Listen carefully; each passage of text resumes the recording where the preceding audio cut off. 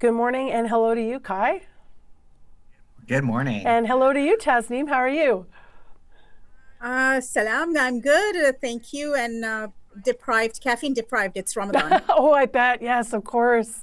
So sorry, we're doing this close to lunch hour, even though I said good morning. Yeah. Why don't we start with you, Tasneem? I mean, you're a member of our Muslim community. Kai is a member of our trans community, and that's relevant to the conversation you had. When you were paired to talk about to each other, gender and sexuality was the topic, which you both have, as I mentioned, different views. So why did you want to do this? To sit down and to listen and to ask questions. So I'm going to give you a little backstory. I met Kai through the Community Advisory Board. I did not know Kai from before. And actually, when we met in person, the first meeting we had about 2 years ago was in person at the CBC studios. And when we met, I happened to have a seat beside Kai, and we were just talking without any segue into who he is or what member of the community. I'm very visible, but right. And then through the years, I got to know Kai, and I was really curious. Like, CBC provided me a space where I could actually ask the questions that I wanted to ask. As a member of the faith community, we hardly get that opportunity. And then my faith teaches me two things. One is to listen and to understand the other person's point of view. Doesn't mean I have to accept it. And then the other thing is, I think as a community, we have forgotten how to agree to disagree. And that's so important because, like you mentioned before, online, it's very easy to attack somebody. You don't know them. But in person, you might meet them on the street. And with Winnipeg, it's like, we know everybody, somebody who knows the person So then you're accountable. So we have forgotten that. And I think this provides that opportunity.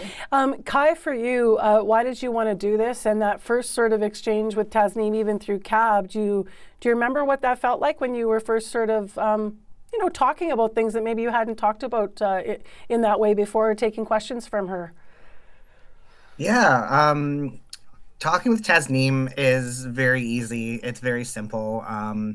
I come from the background where if I don't educate, then you will never know, kind of thing. And I don't, and I feel like even talking with Tasneem the first time, like it just came naturally. I really respect her. Now, So this conversation, Kai, that we taped for CBC for Manitoba Talks about gender and sexuality, I mean, you get it. There's some really, for lack of a better term, there's some very forward questions.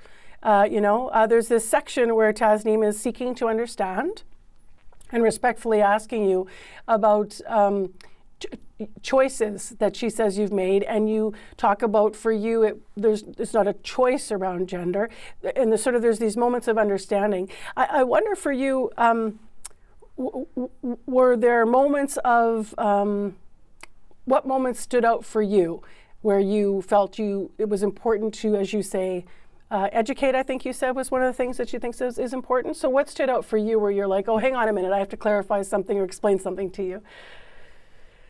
I think that's the perfect example because, yeah, I think there's a lot of ideas that being trans is a choice. And I think the way that Tasneem phrased it, I know she didn't mean it like this is something that I choose, but this is just, and it's just the way that she framed it. But that's definitely something that I have come across, is that people are saying, like, will you choose to be this way? And it's like, well, no, I don't choose all of the transphobia and hate comments that I will receive online, in person. Like those aren't things that I would ever want to live with. So this isn't a choice, this is just who I am. So yeah, I think that's definitely the big conversation stood out to me, was that one. Tasneem, did you have any hesitation going into this, or were there any moments of, I don't know if discomfort's the right word for you, when you were sitting down with Kai to ask what you wanted to know? No, actually not. Just because Kai and I have this understanding that if I'm asking something, or if he's asking something or responding, it is for me to educate or understand. And it's not because I'm being facetious or I'm being derogatory in any way. It's truly for me to understand. And like he said, you know, the choice of words. If I had known better, maybe I would have rephrased it better, right? And then for him to understand that is so important. So no, I did not have any hesitation. Can I ask why that's so important? Like, if you know what I mean, if you have a moment of hindsight where you're like, okay, I maybe would have chosen a different word there. Why is that important that someone gives you that space? It's very important because unless you make the other person feel a person, respected, um, that okay, they have a point of view and I have a point of view, and I'm not asking you to change your point of view, because that was the other thing, where this misconception about everybody wants us to accept or change our point of view, but that was not it. It's just recognize me as a person, and that was something very important for me to understand. So, Kai, it was interesting because I was thinking that maybe, you know, you giving that space and not saying, you know, the way you phrase that has offended me, I'm going to back away. But in fact, you may have felt a certain thing in that moment. Was that a choice for you, I guess, for the greater good of having an open conversation? Because sometimes that's where people start to shut each other down, if I'm making sense, you know? Yeah, no, I completely agree, and I think that's one of the things that makes me a really easy to a really easy person to talk to, is because I don't take things personally when it comes to like gender and sexuality and stuff, because I know people don't know as much as I do about my life and what I have gone through as a trans person, so I can't just kind of shut down a a conversation that could be good by just being like, no, you just said something that is wrong. So I've had conversations with people that ask me about chromosomes, and I'm like, have you had a chromosome test? And they're like, no. And I'm like, so why are we talking about this? Because this isn't something we can talk about.